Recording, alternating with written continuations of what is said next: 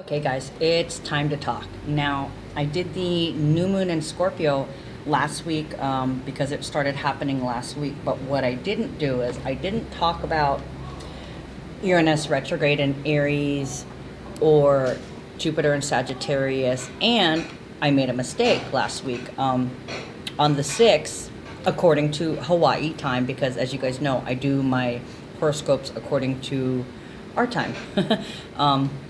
I missed something, and it was Mercury in Sag. I'm already feeling the energies of the retrograde with inaccurate information. When I had looked at my notes and I was trying to do my calendar, I inadvertently mistook a slash for one. So I thought the nodes were changing on the 16th.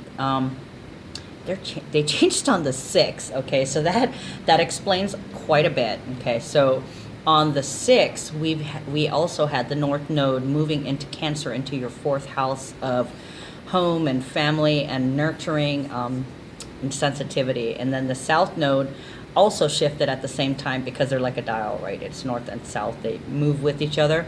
So the South Node is now in Capricorn, which is the male energy, hard worker, business only kind of attitude.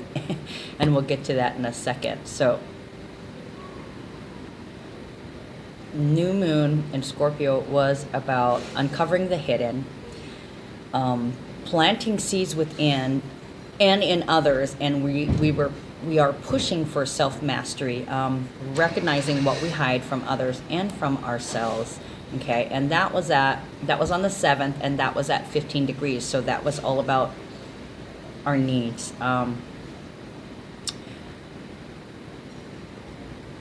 It was like a chemical reaction.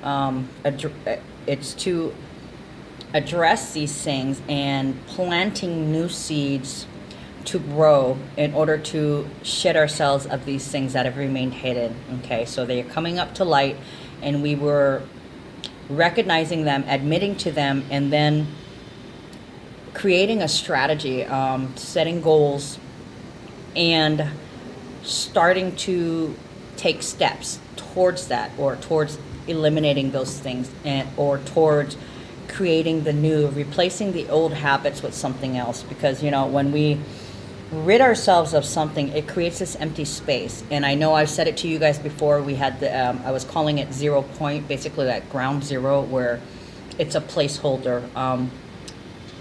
The bad has been shed, or the bad has been, we got rid of the bad, the negative. Okay, and that's what Scorpio is. It's destroying the negative in order to bring on healing. Okay, so we created this empty space in our lives, in our personality, in our true selves, and now we are working on filling that space back up with the new. Okay, creating and manifesting what we want and how we want our lives to be.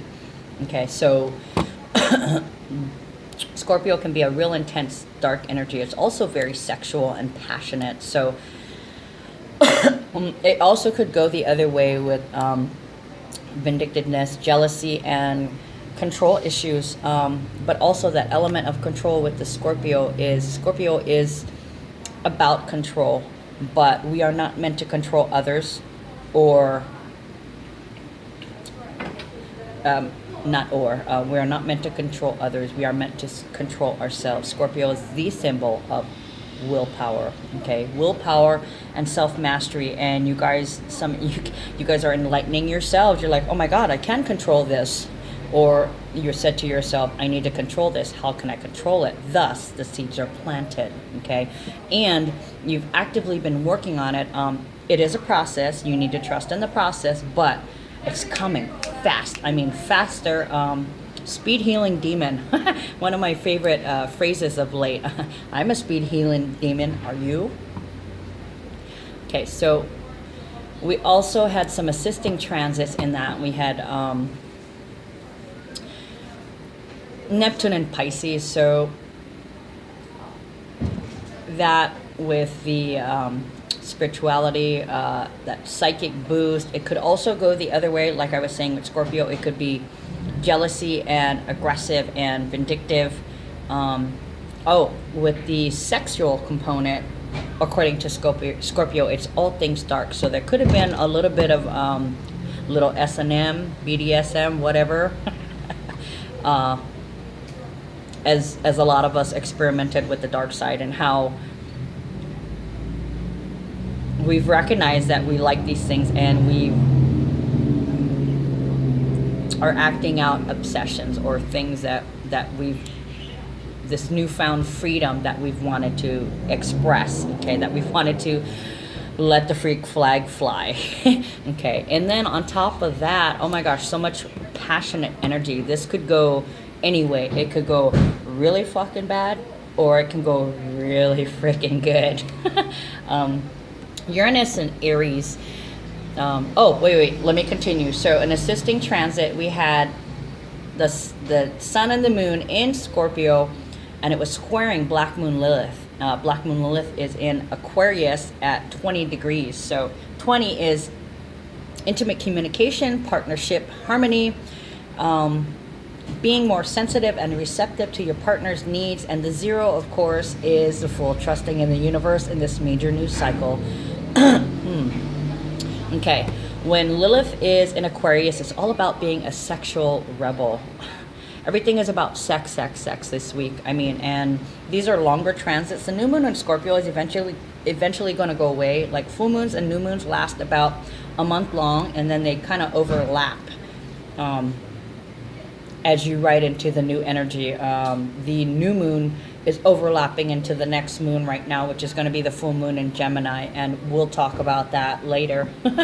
But all this sexual energy, it's kind of crazy. So Lilith is a sexual rebel, and she wants somebody who's unique, and she herself is outspoken, okay, and her obsession is freedom. So a lot of you guys may be obsessed with gaining some type of freedom, whether if it's in thought or expression.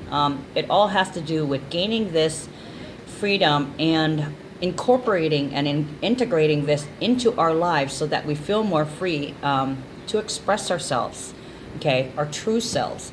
Now, a huge thing with Lilith is she's learning she's learning you. Learning to be more empathetic is one of our karmic lessons, okay? And I know all the cards and readings that I've done this week, we have pulled the card of strength, which is number 8. So it was a lot, it was all about compassion and being compassion and passionate, okay? We've got a lot of Aries energy, I'm pulling a lot of wands, which is fire energy, so it's passionate and compassionate, okay? Take from that, we combine it with this Scorpio, passionate and dark sexual energy, okay? Wait, it's not done, guys, okay? We had Uranus retrograde, moved back into Aries, okay? And this is the last time she's gonna be in Aries, so we are, with the sexual energy, it's like, suddenly somebody can't get enough of you. Suddenly it's come to them. They had this realization, they had the psychic downloads, they had a dream, but all of a sudden they went, that's it. Everything says it's you. There's no more question. And the thing is, you've been wanting to know exactly where you stand, and you've been told where you stand, and your partner's recently been showing you by coming to you with loving gestures and actions. And now all of a sudden, remember how I was saying things are a process, and there was this rising crescendo. Holy shit. If we didn't go from 0 to 60, a complete 180 in behaviors, in attitude, in thinking, okay? And this is yet another freedom, being able to express that, okay? Uranus and Aries, internal challenges and unexpected beginnings, okay? So you might not have seen this coming, but like the Scorpio transit, this could have gone the other way. Uranus can be a rude awakening, a complete upset, a radical change unwanted, okay? It's also rebellion and breakthroughs and being set free. So that can speak to explosions, eruptions, the fire within. Uranus, radical change, rude awakenings, breakthroughs, rebellion, innovation, intuition, genius. It's the unexpected and the wild card. It can be interdimensional communication. It's about esoterics, astrology, numerology, tarot cards. What's your pleasure? Okay. Space travel, soul travel. It's progressive ideas and electricity. And the Aries component. Aries is this vibrant and enthusiastic energy, fighting spirit. It's blazing trails. It's taking risks and being open to change, being assertive. It can be impatient, impulsive, and aggressive, which could lead to violent confrontations, okay? And with the Uranus element, it's like sudden violence. I am seeing it everywhere. And the Uranus in Aries is also about internal fires. Now, I kind of waited on this because when I do my horoscopes, like for these longer transits, don't expect it to happen the day that it goes, that the transit happens. Now, there's a period of time, like Uranus is going to be retrograde in Aries until January 6th, okay? And that's when it goes direct. So until then, we're having these internal fires, these internal earthquakes that are rocking us to the core. And we're seeing this in the news with all these fires that are out of control and acting like, yes, they're acting. It's almost as if they're alive. They don't want to be controlled, these fires, okay? And that is the Uranus retrograde in Aries. It's scary.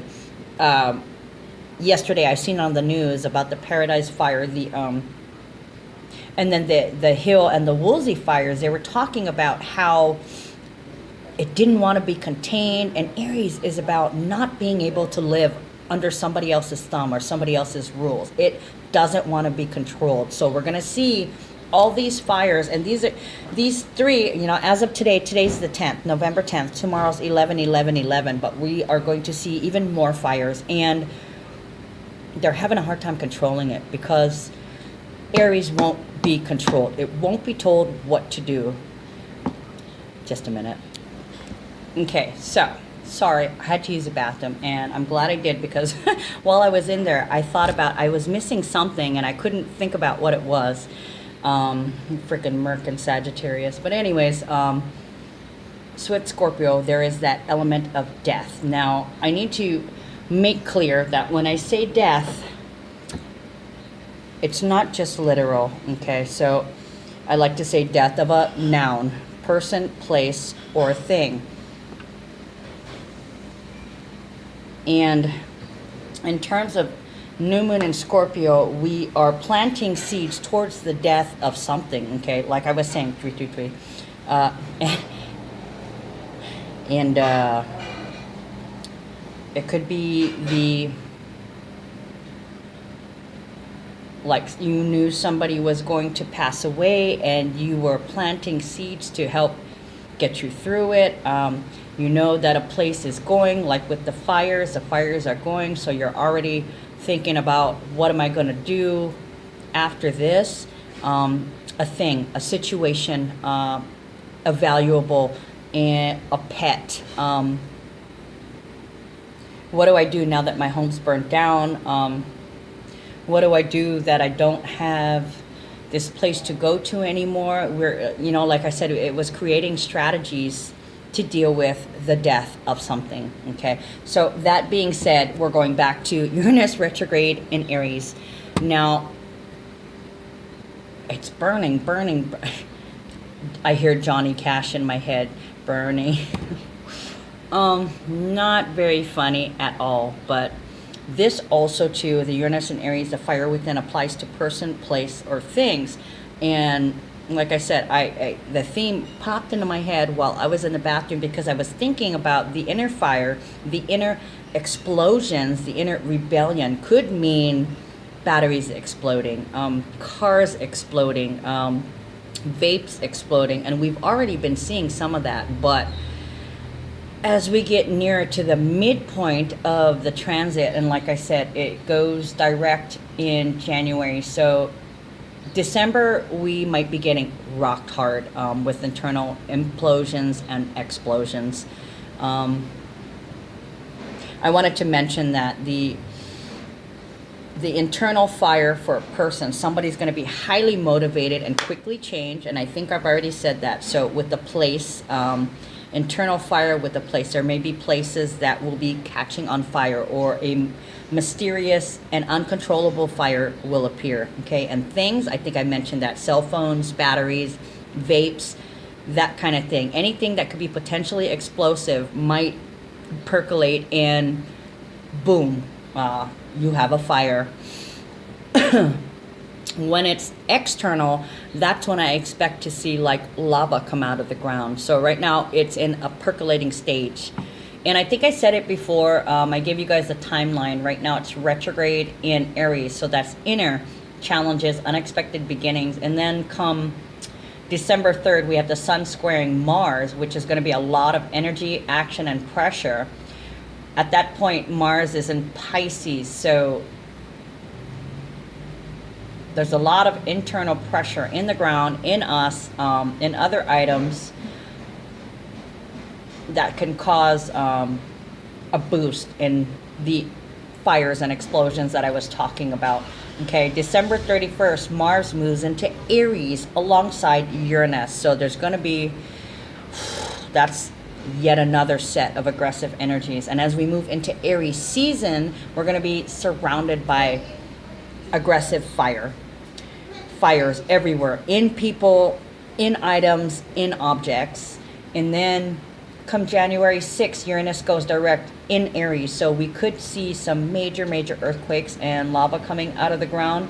We could also see a lot of people who have had major internal changes and have done an about face. We're going to start seeing the results of these internal changes. They're going to be actively, the new moon is helping them plant seeds as to what to do, and then when new moon in Scorpio helping to plant seeds, and then when it goes direct in January, we're going to have an external showing of these seeds that were planted, and it is growing fast. I mean, these seeds that we're planting are, like I said, we're going from 0 to 100, like almost like that. Even though it is a process, it's with all this aggressive energy, it's not going to be a slow process. It's going to be rapid change, almost instant. It feels like very fast energy.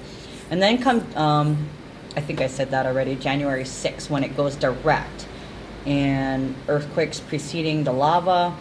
And then between January 6th and March 6th, there's going to be that period of lava. But on March 6th, Uranus moves back into Taurus, never, not to be in Aries again for another 80-something years. I can't remember what it was, but Uranus will now be back in Taurus with money genius, changes to the government, changes in how we view and use money, health, eating. What else does Taurus?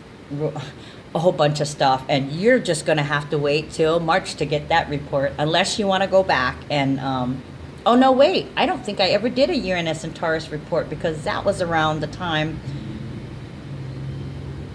Last March, April is around the time when I started doing horoscopes. So I don't believe I didn't do any extra transits. I don't think I was even doing a new moon and a full moon report. So there's nothing for me to refer back on. But if you're interested in what's going on, I encourage you to go and look up other astrologers and go ahead and check out the Uranus and Aries and the Uranus in Taurus component.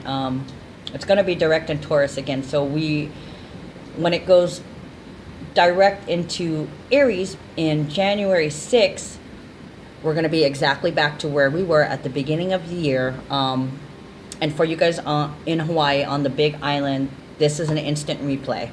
It's going to be an instant replay. But the thing I didn't notice about last time was it was happening in people too. Like I said, in a noun, person, it's happening to persons, to places, and to things. Okay, so where was I now that I'm done flapping my lips? Aries energy, aggressive. People are going to be stepping up, and you're going to be surprised at the people that are going to step up and show their leadership skills. Awesomeness, courage, lots of courage. People are bold, enthusiastic, and impulsive. Okay, it's something new because it's original and it's creative and intuitive. So a lot of you guys might suddenly feel psychic. Who knows? There's so many possibilities. It's basically with Jupiter and Sagittarius, which I'm going to talk about next, is infinite possibilities. Okay, so Uranus retrograde in Aries. You won't be told what to do, how to feel, what to think, or how to act or be. Okay, this transit favors an original and inventive mind. You need to be in charge, in control, and if given the chance, you could micromanage. So watch that. Okay, your blunt, brutal honesty can put people off since you feel like you know better, and usually do. You want to see things with clarity, and you want to feel organized. You're pushing forward, and a lot of times you're going to ignore other people's input or opinions just because you like to do things your way. Never mind anything that was previously established. It's your way or the highway. Okay, you're not one to play it safe. That's out the window. Okay, you want to take action and you want to act now. So careful of the impulsivity and being impatient. It might screw you up. But then again, taking a risk could be a way to fly away. You know, spread your wings and fly away and soar. You could be more conscious of your style, okay? You could show a flair for originality, a distinct style all your own. You know, dress, how you look, how you wear your hair, your clothes, your shoes. You could be changing your occupation after the new moon in Scorpio, after you've realized that you need to look elsewhere for what you're doing for money. Let's see, where was I? You could be moving maybe even several times, and that could be due to the explosive situations, or changing a job, or changing your home, or leaving a situation that was explosive.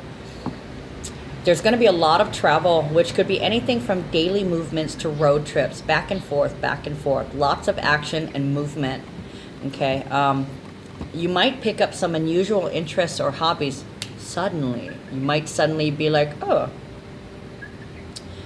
I think I want to teach parachuting. Go for it. Go for it. Okay, this is going to be aggressive pursuance of that, which is awesome. Really, really awesome. Go for it. Okay, but watch your impulsiveness. Make sure safety first. You could feel high strung, or you can have an independent view. Okay, Uranus, I think I went over that, where it's gonna spend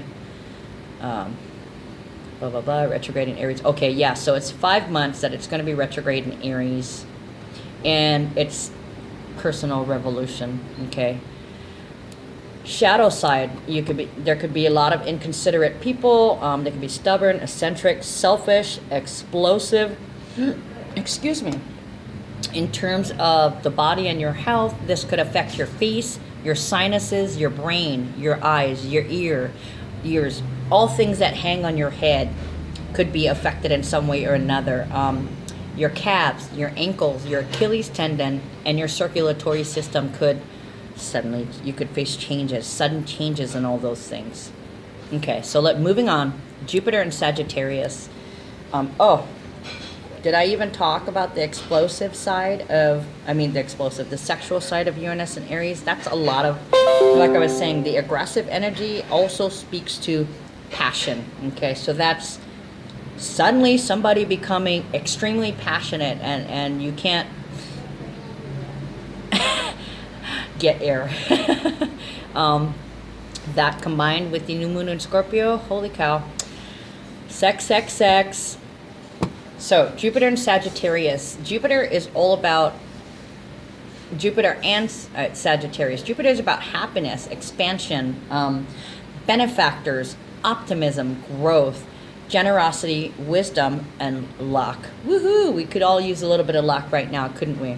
Okay, so it's returning home. It's in its home sign in the ninth house of Sagittarius. Sagittarius represents justice, happiness, that adventurous feeling, nomadic adventures, being optimistic, being social and very honest, dogmatic. Okay, and the ninth house is about mental exploration, long distance travel, possibly foreign or overseas, philosophical beliefs, study, higher learning, ethics, and your moods. Okay, it's also in relation to gurus. Okay, so expansion, growth, luck, and optimism within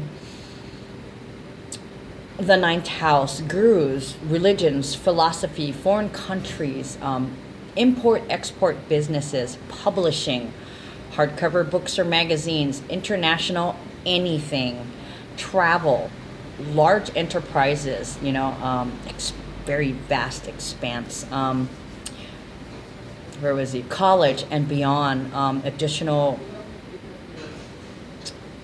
information, higher learning, basically, spiritual occurrences, in-laws, lawyers, judges, lawsuits, the law, right and wrong, faith, fame for the sake of mind. Okay, so a lot of expansion. It's just, this is the infinite opportunities that I was speaking about, the infinite possibilities. Jupiter's home you're gonna it has expansive, generous qualities. Okay, you're gonna want to live well and spend generously, and you attract financial luck more so than any other sign if you have this in your natal chart. Okay, you have an instinct for turning ideas into cash because you think big and you profit accordingly. Luck, luck, luck. If you're marrying it in this period, you marry well and might inherit money through those connections. You're high-minded and idealistic, and you'll often say no to big money if it doesn't match your calling. You're highly intellectual, and you're attracted to law, government, diplomacy, philosophy, and literature. And you're especially lucky if this is in your natal chart, or if your sun sign is a fire sign, Aries, Leo, Sagittarius. You have strong principles, a code of honor, okay, very strong honor system within you. And travel and education is going to open new doors for you, and it may lead to financial gain. Luck again. You have a flair for language or an ability to express yourself well, okay? So foreign places or people are going to contribute to your success. Huge lucky period. And for the Scorpios, this is in your second house of money. Yay, so that's like a double dose of money. Good luck, Scorpios. I hope you excel. You don't need it because you already have it with Jupiter and Sagittarius. Okay, so the hard side of this, the shadow side, would be the feeling of restlessness, being too extravagant, feeling uncommitted, irresponsible, careless, being arrogant or self-righteous. Don't get too stuck in your ideas. There's always room for expansion, even if you don't want to hear it. At least consider another opinion as possibly being valid. Okay, it's valid for them, it may not be valid for you, and you don't want to listen to it. So just sit there and listen to it for a minute. It doesn't mean that you have to incorporate it in your life. Okay, physical issues could have something to do with your thighs, your sciatic nerves, hips, arteries, or the liver. Okay, and now on to the I didn't even talk about the spiritual component. Jupiter and Sagittarius could be a boost in your psychic downloads, and your spirituality, spiritual occurrences. So you may,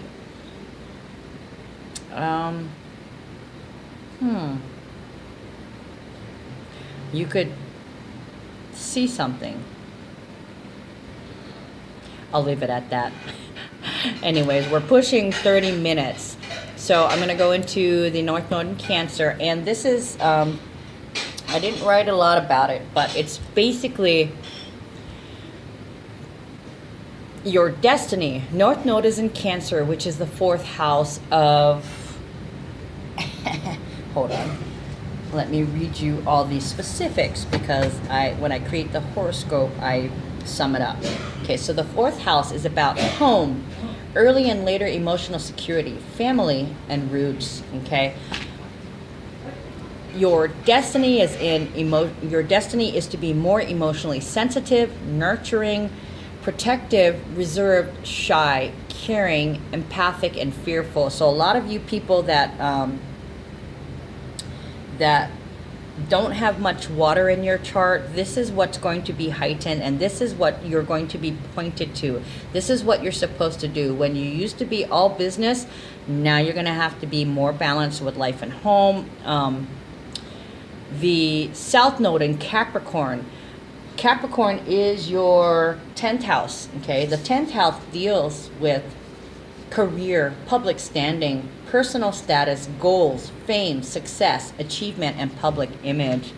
And the North Node is about your past karmic lessons, okay? So your past karmic lessons were in ambition, integrity, peace, patience, perseverance, being seriously organized, serious too, and ruthless. Now, the song that came to my mind when I looked at this transit was "There's More to Life Than This," Bjork, okay? And basically, that's the underlying theme. You are with North Node in Cancer and South Node in Capricorn from November 6th all the way until May 5th, 2020. There's going to be a balancing out, okay? You're learning to enjoy and understand the feminine and all the feminine aspects of home, family life, children. You're acting and thinking from the heart. Boost in creativity, and you're basically sympathizing with the feminine, okay? On the other hand, there's some people that have, the people with the hard angles are the ones that are going to be going, no, we can't make this equal. It's not fair. Well, guess what? The universe says it's fair. We are about to balance that bullshit. Where for years and years, hundreds of thousands of years throughout time, we've been living under the male patriarchy. That's about to change. People are now starting to sympathize with the feminine energy, okay? In actuality, back in the old days, everything was about the feminine, okay? Because we were the creators, and it got shifted to a patriarchal society, and in fact the matriarchal society was pushed down and pushed out, okay? So a lot of people don't have that compassionate, mothering, nurturing,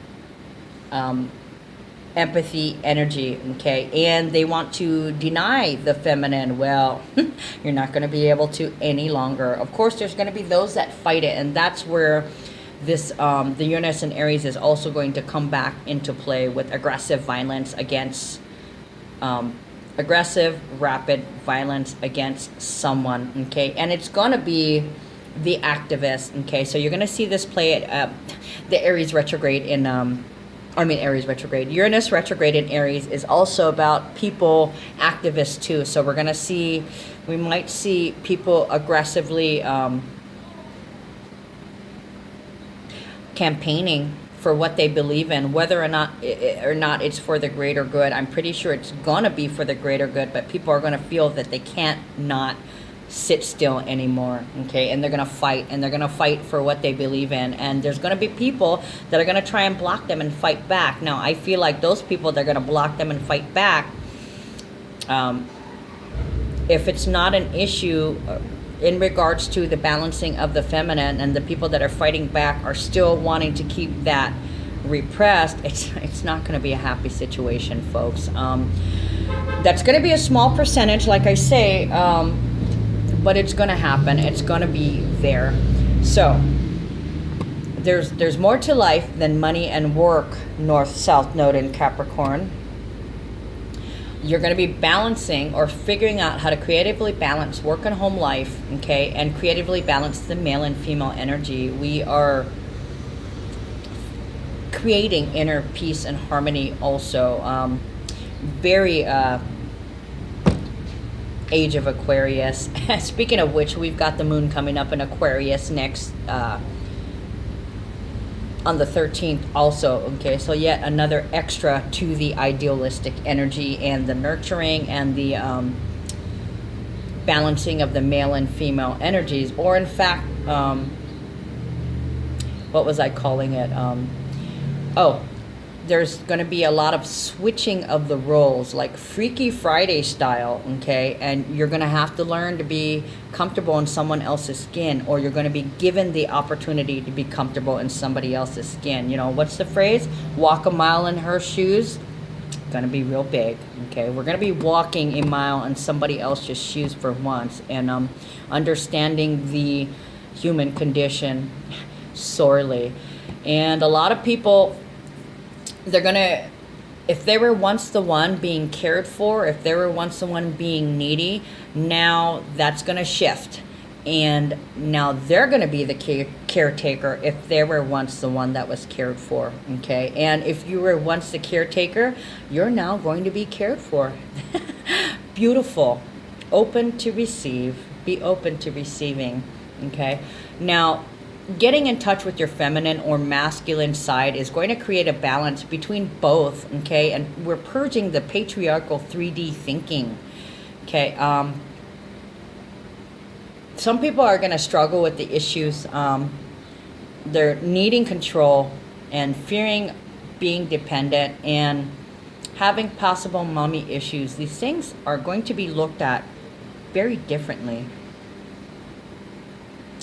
Okay, like I said, this transit is going to be active until May 2020, so there's a lot of time. It's not going to happen immediately, but we're going to see a slow shift to the feminine where there was patriarchal, okay? And a slow shift to the patriarchal to balance out something that was too feminine. Don't know. We'll see how that goes.